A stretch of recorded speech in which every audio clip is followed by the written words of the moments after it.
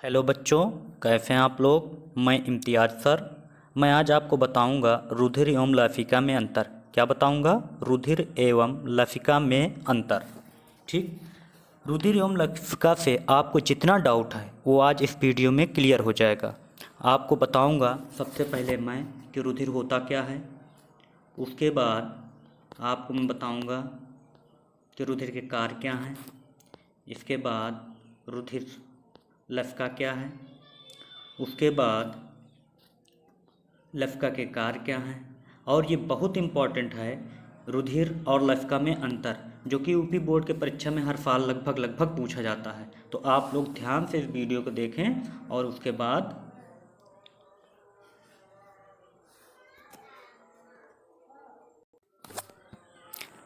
आप यदि मेरे चैनल को अभी तक सब्सक्राइब नहीं किए हैं तो सब्सक्राइब कर लें और हाँ, लाइक करना बिल्कुल ना भूलें। आप इस तरह की वीडियो कभी नहीं देखा होगा। तो चलते हैं अपने टॉपिक की ओर। सबसे पहले आता है हमारा ब्लड। ब्लड मीन्स खून। खून मीन्स लहू। लहू सुने हो, खून सुने हो, उसी को कहते हैं रुधिर। विज्ञान की भाषा में क्या कहते हैं? रुधिर। और इंग्लिश में कहते हैं ब्लड। और लहू नाम तो सुना ही होगा और खून भी सुना ही होगा। तो ये सब एक ही नाम है, रुधिर, ब्लड, लहू, खून। तो सबसे पहला टॉपिक आता है कि रुधिर कहते किसे हैं। पहले ये समझो कि रुधिर है क्या चीज़। तो रुधिर एक तरल संयोजी ऊतक है। रुधिर क्या है? रुधिर एक तरल संयोजी ऊतक है। तरल संयोजी ऊतक का मतलब कि ऊतक वे होते हैं। ऊतक कौन होते हैं? ऊतक वे होते हैं जो हमारे बॉडी में एक अंग को दूसरे अंग से जोड़ने का वर्क करते हैं। ऊतक कौन होते हैं? ऊतक वे होते हैं जो हमारे शरीर में एक अंग को दूसरे अंग में जोड़ने का कार्य करते हैं। दूसरी चीज़ आती है कि जो ब्लड होता है यह एक अपारदर्शी गहरे लाल रंग का होता है। कैसा होता है? यह एक अपारदर्शी होता है। पानी देखो, पानी कैसा होता है? पानी होता है आपका पारदर्शी। कैसा होता है? पारदर्शी। अगर पानी की बूंदे यहाँ पर रख दिया जाता तो हमें बूंदे नहीं नज़र आती, नीचे का तल नज़र आता। जैसे मेज पर बूंद रख दीजिए तो मेज पर क्या होगा कि मेज पर पानी जो है तो आपका ट्रांसपेरेंट है, पारदर्शी है, तो मेज का तल दिखाई देगा, पानी की बूंद तो नहीं दिखाई देगी। क्यों? क्योंकि पानी पारदर्शी है। लेकिन अगर ब्लड की बूंद रख दोगे तो ब्लड ही दिखाई देगा और ब्लड के नीचे का पार्ट बिल्कुल नहीं दिखाई देगा। तो कहने का मतलब यह हुआ कि जो खून होता है, ब्लड होता है, लहू होता है, रुधिर होता है, ये कैसे होता है? अपारदर्शी होता है, जिसके आर पार नहीं देख सकते। खून के आर पार देख सकते हो? नहीं देख सकते। इसलिए खून क्या होता है? अपारदर्शी एवं गहरे लाल रंग का होता है। फिगर में देखिए, बिल्कुल गहरा लाल रंग है। कैसा है? बिल्कुल गहरा लाल रंग है। अगला आता है कि यह जल से भारी व चिपचिपा होता है। जल क्या होता है? रुधिर से, खून से हल्का होता है। जल क्या होता है? खून से। ये तुम्हारा ब्लड है और ये क्या है? वाटर है। तो पूछा जाए क्या रुधिर जल से भारी होता है या फिर जल से हल्का होता है, तो आप बताओगे यह जल से भारी होता है और रुधिर चिपचिपा होता है और जल चिपचिपा नहीं होता है।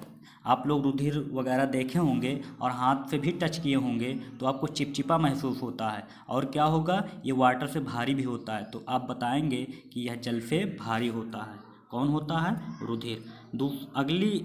अगला आता है कि यह रुधिर जो होता है स्वाद में नमकीन व हल्का क्षारीय होता है। आप लोग ये खाए होंगे, देखिए लिखा है स्वाद नमकीन, खाए होंगे ना। तो रुधिर भी उसी तरह होता है। कैसे होता है? स्वाद में नमकीन होता है। स्वाद में क्या होता है? नमकीन होता है। और इसका मान, इसका पीएच मान किसका? रुधिर का। रुधिर जब खारा होगा तो इसका पीएच मान कितना होता है? रुधिर का पीएच मान 7.4 होता है। रुधिर का पीएच मान 7.3 से 7.5 के बीच होता है। इसका मतलब पीएच मान कितना होगा रुधिर का? पूछा जाए पेपर में कि रुधिर का पीएच मान कितना होता है, तो आप लोग बताओगे रुधिर का पीएच मान कितना होता है? 7.4 होता है। परीक्षाओं में पूछे जाते हैं कि बताओ रुधिर का पीएच मान कितना होगा, बहुत इंपॉर्टेंट है। तो बताओगे आपके रुधिर का पीएच मान 7.4 होता है। अगला आता है कि मानव रुधिर में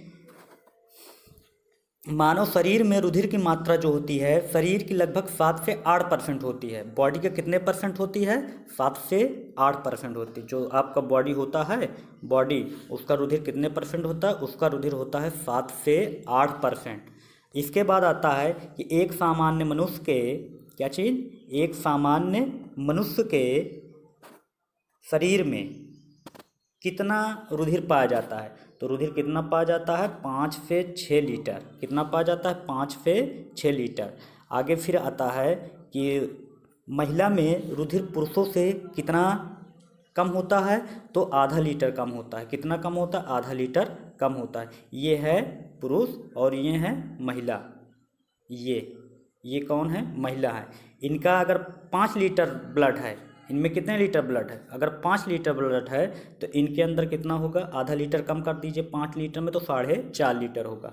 तो कहने का मतलब ये हुआ कि महिलाओं में जो ब्लड होता है, खून होता है, पुरुषों से आधा लीटर कम होता है।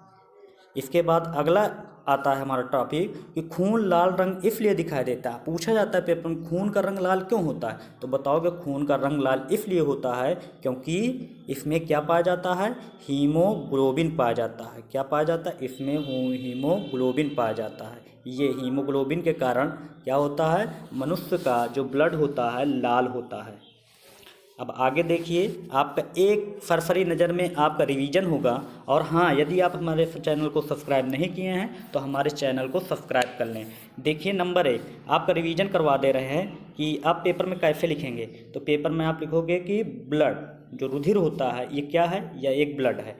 तो जो रुधिर होता है, ब्लड होता है, यह क्या है? एक तरल संयोजी ऊतक होता है। पहला पॉइंट यही लिखोगे। पहले लिखोगे ब्लड, हेडिंग डाल लिया। उसके बाद लिखना कि रुधिर जो होता है तरल संयोजी ऊतक होता है। कहने का मतलब ये ऊतक वे होते हैं जो हमारे शरीर में एक अंग को दूसरे अंग से जोड़ने का कार्य करते हैं। आया समझ में? दूसरा पॉइंट आता है कि यह एक अपारदर्शी गहरे लाल रंग का होता है। अभी थोड़ी देर पहले बताया आपको कि रुधिर कैसा होता है, तो रुधिर अपारदर्शी गहरे लाल रंग का होता है। तीसरी चीज़ आती है कि रुधिर का पीएच वैल्यू कितना होता है। तो रुधिर का पीएच वैल्यू 7.4 या 7.3 से 7.5 के बीच होता है। अगला आता है कि रुधिर का स्वाद कैसा होता है। तो बताओगे रुधिर का स्वाद नमकीन व हल्का क्षारीय होता है। रुधिर का रंग लाल क्यों होता है? ये रेड नज़र आ रहा है, ये लाल क्यों है? हीमोग्लोबिन के कारण होता है। रुधिर में क्या पाया जाता है? हीमोग्लोबिन पाया जाता है। और एक स्वस्थ मनुष्य का, कहने मतलब सामान्य मनुष्य का रुधिर कितना होता है? तो सामान्य मनुष्य में रुधिर होता है 5 से 6 लीटर होता है। तो हाँ, ये आपको समझ में आ गया होगा कि ब्लड क्या होता है। ब्लड एक तरल संयोजी ऊतक होता है। ये जल से भारी व चिपचिपा होता है। यह अपारदर्शी गहरे लाल रंग का होता है। इसका पीएच मान 7.4 होता है। ये स्वाद में नमकीन व हल्का क्षारीय होता है। इसका रंग लाल इसलिए होता है क्योंकि इसमें हीमोग्लोबिन पाया जाता है। और यहाँ एक स्वस्थ मनुष्य में रुधिर की मात्रा 5 से 6 लीटर होती है। तो पेपर में अगर आ जाए कि रुधिर क्या है, तो आप रुधिर के बारे में इतने पॉइंट बड़े आसानी से लिख कर और बहुत अच्छा नंबर पा सकते हैं। आगे आता है कि रुधिर के कार्य क्या हैं। हाँ, आगे आता है कि रुधिर के कार्य बताओ। अगर पेपर में आ जाए कि रुधिर का कार्य बताओ, तो रुधिर के कार्य में आप क्या लिखेंगे? एकदम सिंपल से लिखना है कि फंक्शन ऑफ ब्लड, रुधिर के कार्य क्या हैं। तो पहला पॉइंट ये है कि ये ऑक्सीजन का क्या करता है? परिवहन करता है। ट्रांसपोर्टेशन ऑफ ऑक्सीजन, हमारे शरीर में ऑक्सीजन का क्या करता है? पूरे शरीर में ये ऑक्सीजन को एक अंग से दूसरे अंग तक ले जाने का काम कौन करता है? रुधिर करता है। तो बताओगे कि हमारे शरीर में रुधिर ऑक्सीजन का परिवहन करता है। कहने मतलब एक अंग से दूसरे अंग को ऑक्सीजन रुधिर ही ले जाता है। अगला पॉइंट आता है कि पोषक पदार्थों का परिवहन करता है। हम जो भी कुछ खाते पीते हैं, जो उसमें पोषक पदार्थ होते हैं, जैसे विटामिन हुआ, प्रोटीन हुआ, कार्बोहाइड्रेट हुआ, वसा हुआ, जितनी भी सारी चीज़ें, जितने भी पोषक पदार्थ होते हैं, उन सब का क्या करता है? रुधिर परिवहन करता है, ट्रांसपोर्टेशन करता है। एक स्थान से दूसरे स्थान, तो बॉडी के एक पार्ट से दूसरे पार्ट की ओर ले जाता है। कौन ले जाता है? रुधिर ले जाता है। तो अगर पेपर में जब रुधिर के कार्य लिखो तो पहला पॉइंट लिखोगे कि ऑक्सीजन का परिवहन करता है। कहने मतलब हमारे शरीर के भीतर ऑक्सीजन को एक अंग से दूसरे अंग तक ले जाने का कार्य रुधिर करता है, खून करता है। और दूसरा पॉइंट लिखेंगे कि यह पोषक पदार्थ हो, जैसे कि हुआ विटामिन्स, प्रोटीन, कार्बोहाइड्रेट, इन सब का भी परिवहन करता है। रुधिर ही हमारे शरीर में जितनी भी, जब खाना खाते हैं, खाना खाने के बाद क्या होता है, वो पचता है। पचने के बाद उसमें पोषक पदार्थ पाए जाते हैं, जैसे कार्बोहाइड्रेट हुआ, विटामिन हुआ, वसा हुआ, फैट हुआ, ये सारी चीज़ें इतनी पाई जाती हैं। तो इन सबको इन सबको रुधिर क्या करता है कि बॉडी के एक अंग से दूसरे अंग तक ले जाने का कार्य करता है। तो दूसरा पॉइंट कर लेंगे आप लोग। और तीसरा पॉइंट आता है कि ये शरीर के ताप का नियंत्रण करता है। हमारे शरीर के टेम्परेचर का क्या करता है, नियंत्रण करता है। यदि आपके शरीर का टेम्परेचर का नियंत्रण ना करे तो आप डेड बॉडी हो जाओगे। तो रुधिर क्या करता है, शरीर के ताप का नियंत्रण करता है। अगला आता है कि ये रुधिर क्या करता है, रोगों से हमें बचाव करता है। रुधिर क्या करता है, रोगों से बचाव करता है। तो हमारे रुधिर के कार्य में 4 पॉइंट हुए। नंबर 1 ऑक्सीजन का परिवहन, नंबर 2 पोषक पदार्थों का परिवहन, नंबर 3 शरीर के ताप का नियंत्रण, और नंबर 4 रोगों से बचाव। तो रुधिर के कार्य आ जाए पेपर में तो आप सबसे पहला पॉइंट लिखेंगे transportation of oxygen, number 2 transportation of nutrients, और थर्ड लिखेंगे कंट्रोल बॉडी टेम्परेचर, और फोर्थ लिखेंगे प्रोटेक्शन फ्रॉम डिजीज। इस 4 पॉइंट लिख देंगे पेपर में तो आपको बहुत अच्छे नंबर मिल जाएंगे। अगर आता है कि रुधिर के कार्य बताओ। अगला आता है, हम सरसरी नज़र में देख लेते हैं इसके क्या रिवीजन, कि रुधिर के कार्य क्या है, इसका हम रिवीजन कर लेते हैं यहीं से। तो सबसे पहला पॉइंट हम रिवीजन में है क्या, कि रुधिर ऑक्सीजन का परिवहन करता है, रुधिर पोषक पदार्थों का परिवहन करता है, रुधिर रोगों से बचाता है, और रुधिर शरीर के टेम्परेचर को कंट्रोल करता है। तो रुधिर शरीर के टेम्परेचर क्या करता है, कंट्रोल करता है, ऑक्सीजन का परिवहन करता है, पोषक पदार्थों का परिवहन करता है, रोगों से हमें बचाव करता है। इसी टर्म में अगला आता है लसिका, लिम्फ। लसिका क्या होता है, ये आप लोग देखिए कि लसिका होता है जब रुधिर कोशिकाओं से होकर बहता है। क्या होता है, जब रुधिर कोशिकाओं से होकर बहता है तब उसका द्रव भाग रुधिर रस, मतलब कोशिका से बह रही है रुधिर, नाली से पानी बह रहा है, उसी तरह रुधिर कोशिकाओं से बह रहा है। तो नाली से कुछ पानी रिस रिस कर बाहर जाता है, उसी तरह रुधिर भी रिस रिस कर बाहर जाता है, उसे ही कहते हैं रुधिर रस। जैसे कुछ, तो क्या हुआ कि जब रुधिर कोशिकाओं से होकर बहता है तब उसका द्रव भाग रुधिर रस कुछ भौतिक, रासायनिक व शारीरिक प्रतिक्रियाओं के कारण, रुधिर का कुछ भाग क्या होता है, भौतिक, रासायनिक या शारीरिक प्रतिक्रियाओं के कारण कोशिकाओं की पतली दीवारों से छन छन कर, कोशिकाओं की पतली पतली दीवारें होती हैं उनसे छन कर बाहर जाता है, बाहर निकलता हुआ यही रुधिर रस, यही रस जो होता है लसिका कहलाता है। क्या कहलाता है, लसिका कहलाता है। यह रुधिर ही जिसमें केवल रुधिर कणों का अभाव रहता है, या रुधिर ही है, ये क्या है, रुधिर है, लेकिन इसमें क्या होते हैं, रुधिर कण नहीं होते, आरबीसी नहीं होते हैं, रेड ब्लड सेल नहीं होते हैं। तो इसके बाद आगे आता है कि लसिका के कार्य क्या है। लसिका समझ में आया, लसिका वे होते हैं जब रुधिर कोशिकाओं से बाहर जाता है, रुधिर कोशिकाओं से बाहर होकर बहता है, बाहर नहीं जाता मतलब बहता है। तो क्या होता है, रुधिर कोशिकाओं की पतली दीवारों से छन छन कर बाहर निकलता है, और जिसे क्या कहते हैं, रुधिर रस। और ये रुधिर ही होता है, लेकिन इसमें क्या होते हैं, आरबीसी नहीं होते हैं, जिसमें रुधिर कण, रेड ब्लड सेल नहीं होते हैं। आगे आता है लसिका के कार्य। अगर पेपर में आ जाए कि बताओ लसिका के कार्य क्या हो गए, तो बड़े आसानी से लसिका के कार्य आप लोग लिख लेंगे कि फंक्शन ऑफ लिम्फ क्या है। तो फंक्शन ऑफ लिम्फ में पहला नंबर देखिए आप लोग, पहला नंबर कौन सा है कि लसिका रक्त में ऑक्सीजन